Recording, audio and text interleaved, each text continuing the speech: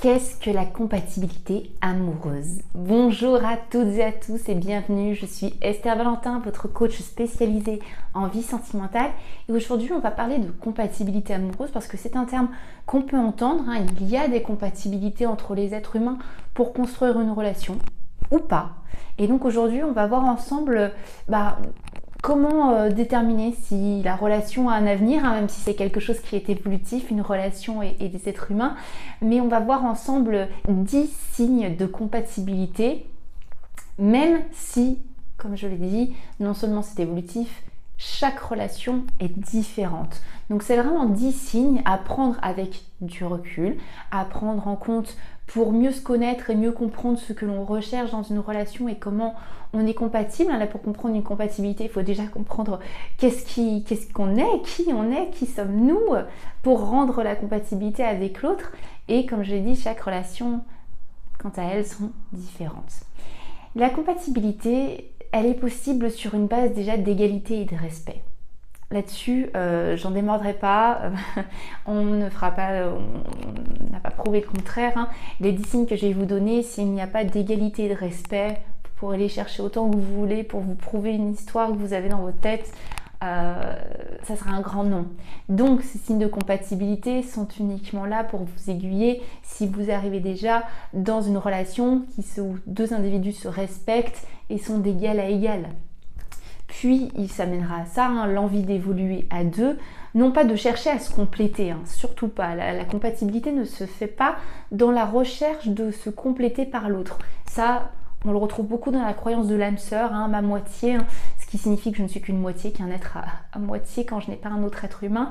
Et là, ce qui va poser problème dans cette recherche de véritable compatibilité, c'est si on est sur ces croyances d'âme sœur, si on est dans la croyance qu'on attend la perfection de l'autre, là c'est complètement nuisible à la relation.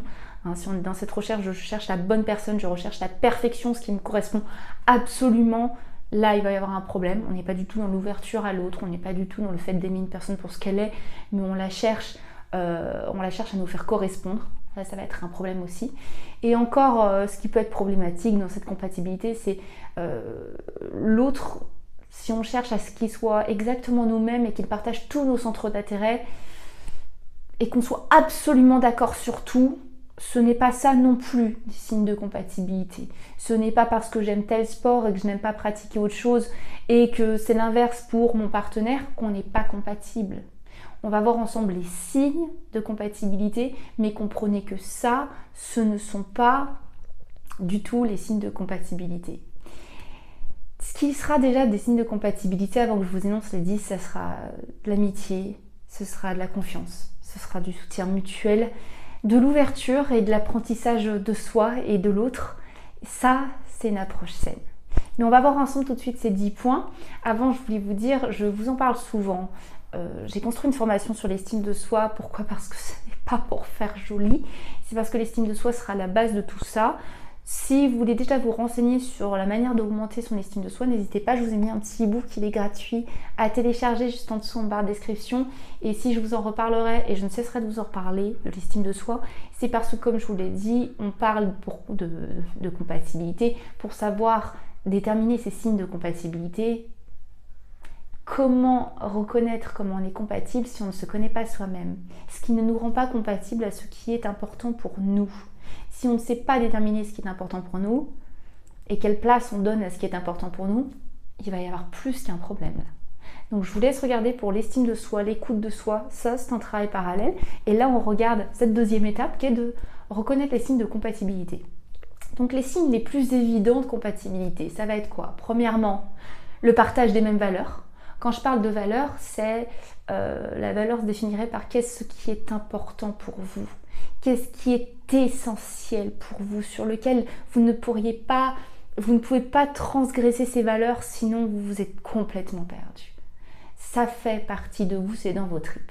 Donc c'est un partage des mêmes valeurs, parce que si on a une personne qui a vraiment un opposé de valeur sur quelque chose qui est un peu plus essentiel et vital pour vous, il va y avoir un problème. Donc des valeurs similaires. Mais deuxièmement, ça va être aussi un partage d'intérêts. des intérêts similaires. Donc les centres d'intérêt, on n'est plus sur des valeurs, on est sur des choses qui nous plaisent, qui nous conviennent. Voilà. Moi j'aime lire. Pour l'exemple de la lecture, la valeur qui s'en cacherait, ce serait j'ai comme valeur de me développer. C'est essentiel pour moi. Un être humain qui ne se développe pas est un être humain fermé, par exemple. Hein. Et comme hobby, comme plaisir, comme intérêt, j'aime la lecture. Ou je suis quelqu'un qui a comme intérêt le sport. Et tel ou tel sport, le tennis, la pétanque, bref. Ça va être des centres d'intérêt, des valeurs. Ça va entraîner des partages, des moments partagés, des moments d'amusement ensemble. Voilà ce qui peut être intéressant dans des intérêts similaires. Mais comme je vous l'ai dit en début de cette vidéo, ça ne demande pas que vous ayez exactement les mêmes de partout. Je dis que c'est un beau signe de compatibilité d'avoir des intérêts qui sont similaires pour s'ouvrir à des moments de partage ensemble. Le troisième signe de compatibilité, ça va être l'acceptation des défauts de l'autre. Pas de démarche de changer l'autre, même si l'autre peut évoluer et vice-versa. Qu'on n'ait pas la démarche de vous changer, même si vous avez les capacités d'évoluer. Mais quand on est vraiment dans l'acceptation de qui vous êtes entièrement, je t'aime pour ce que tu es, même si tu peux évoluer, même si je suis content de t'influencer à aller vers le haut, je te prends comme tu es aujourd'hui. Et quand on est dans la démarche de changer l'autre, il y a une véritable incompatibilité. En fait, c'est on n'est pas compatible, mais je ne veux pas l'accepter. Voilà toute la différence. J'accepte les défauts de l'autre. Je ne dis pas qu'on est obligé de vénérer que madame ne range pas ses affaires ou que monsieur laisse traîner des choses dans l'évier. Enfin bref, ça peut être des petits exemples. Je ne dis pas qu'on est obligé de les vénérer, ces défauts. Je dis juste que si on les accepte comme étant un tout de la personne et qu'on se dit mais qu'est-ce que c'est par rapport à tout ce qui me fait ressentir de merveilleux ? Là, on est sur une ouverture d'esprit. On ne rend pas l'autre conforme, on ne le transforme pas, on l'accepte comme il est. Là, ça rend une relation très compatible quand c'est mutuel. Le quatrième signe, ça va être la possibilité d'être en désaccord. Se donner la possibilité d'être en désaccord dans une relation, c'est un signe d'une grande maturité affective. Parce que quand on est en désaccord, qu'on sait que ça va être possible, qu'on sait que l'autre n'est pas notre reflet de nous-mêmes et vice-versa. Quand on se laisse cet espace d'être en désaccord, sans nuire à la relation, ça veut dire ne pas partir dans des conflits qui se transforment en disputes et où on essaie de se combattre. Quand on est dans cette possibilité, cette acceptation que l'autre n'est pas nous et donc il y aura des désaccords et qu'on est prêt à y faire face parce que ça fait partie d'un tout, ça peut donner des belles possibilités à la relation. C'est un beau signe de compatibilité. Le cinquième signe, ça va être de partage des nouvelles. Plus, je rajouterais d'être soi-même, vous allez voir, c'est très lié. Quand je dis de partager les nouvelles, c'est de se sentir assez en sécurité pour être soi-même et vouloir communiquer à l'autre les bonnes et les mauvaises nouvelles de notre vie. C'est parce qu'on se sent bien. Et cette complicité que ça va générer parce qu'on se sent bien, on se sent d'être soi avec l'autre et vice-versa, l'autre se sent d'être lui-même avec vous, eh bien ça, c'est une belle compatibilité. Et ça ouvre des belles possibilités d'avenir à la relation. Le sixième signe de compatibilité, ça va être la responsabilité prise. J'entends par là que s'évaluer soi-même et son propre comportement avant de pointer l'autre du doigt permet à la relation de grandir parce qu'on est sur un des partenaires qui se donne lui-même les moyens de grandir. Et il faut être deux dans ce fonctionnement. Si vous avez une des deux personnes qui vous pointe du doigt constamment avant même une quelconque remise en question, réflexion sur sa propre approche et propre fonctionnement, c'est une manière de se déresponsabiliser et ça veut dire que cette personne ne peut pas être engagée à faire grandir la relation. Il est désengagé, c'est moi j'arrive avec ça, je remets rien en question, fais avec. Il y a des moments où ça va bloquer, c'est sûr. Vous ne pourrez pas compenser ce travail seul. Donc si on est face à deux personnes qui prennent ses responsabilités, il est possible que j'ai certaines responsabilités dans le fonctionnement de notre relation. C'est même fort probable, parce qu'on est deux. Donc s'il y a des conflits récurrents, qu'est-ce que je reproduis? Qu'est-ce qu'il est possible que je reproduise? Qu'est-ce qu'il est possible que je fasse? Est-ce que je peux faire autrement? Avant de dire, mais de toute façon c'est tout toi. Eh bien ça donne des belles possibilités, encore une fois, à la relation de grandir. Le septième signe, de compatibilité, ça va être l'engagement. Et quand je dis l'engagement, ça va être que l'autre va évoluer. On est des êtres humains, on va évoluer toute notre vie. Vous n'êtes pas à 30 ans la personne que vous étiez à 20 ans et vous ne serez pas à 60 ans la personne que vous étiez aussi à 20 ou 30 ans. C'est comme ça, on évolue. Et donc, quand on a cette conscience que nous-mêmes on va évoluer, que notre partenaire va évoluer, eh bien, cet engagement, c'est l'envie de s'impliquer au cours de cette évolution et de s'aider, qui rend la croissance saine et possible. Si on veut figer l'autre à un état, ce sera impossible. On n'est pas en train de tirer vers le haut. Donc accepter que l'autre évolue et être impliqué dans cette évolution, avoir envie de s'impliquer et d'être engagé dans cette démarche de tout va bouger, rien n'est figé. Et essayons de voir ce qu'on peut en faire ensemble, essayons de le faire ensemble. Ça, c'est un bel engagement, ça c'est un beau signe de compatibilité. Cette ouverture d'esprit au fait que nous ne figeons pas l'autre, mais qu'on va faire son chemin en l'accompagnant dans notre évolution et dans la sienne, c'est merveilleux parce que ça fait aussi évoluer la relation. Le 8e signe, ça va être d'imaginer l'avenir. Attention, avec réalisme, sur un contexte réel. Le fait d'imaginer l'avenir, de commencer à le concevoir à deux, ça donne cette projection commune et ça renforce le lien. Ça rend compatible la relation.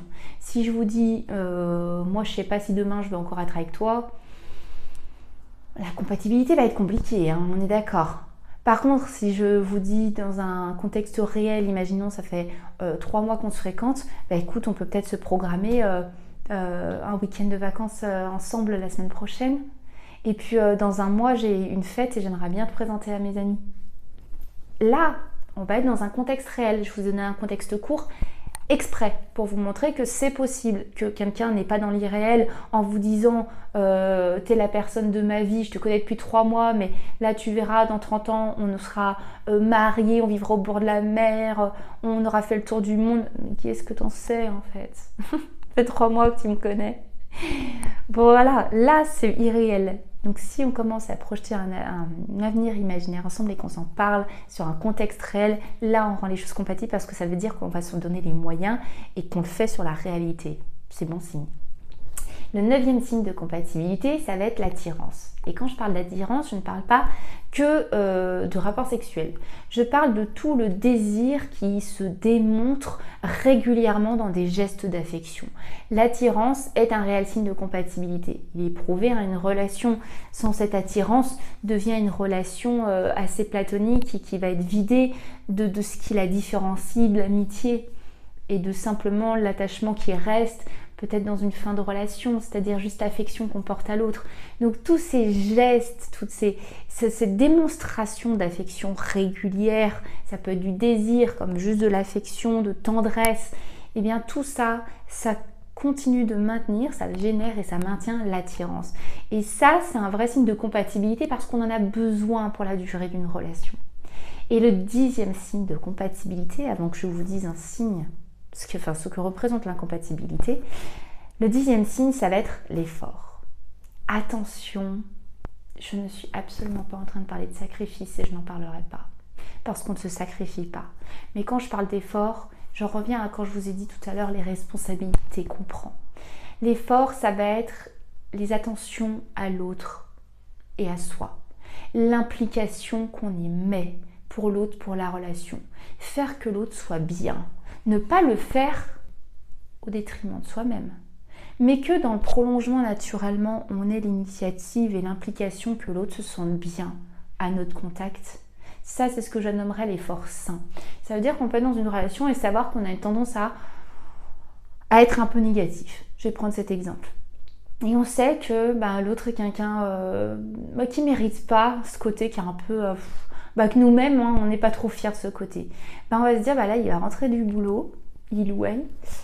J'ai le choix entre râler tout de suite d'un truc qui m'est arrivé aujourd'hui ou je vais peut-être déjà l'accueillir. Cette personne, j'ai déjà envie qu'elle s'entende bien quand elle arrive. Puis je parlerai de ça plus tard. C'est un simple exemple. Mais juste cette idée-là de je suis contente que l'autre se sente bien. Ça me fait me sentir bien et ça m'a... En plus, ça m'a tiré certainement vers le haut. Ça ne m'a pas demandé de sacrifice. Cet effort est un véritable signe de compatibilité. Je suis impliquée dans ton bien-être. Je n'oublie pas le mien. mais je suis impliquée dans le bien-être donc de notre relation.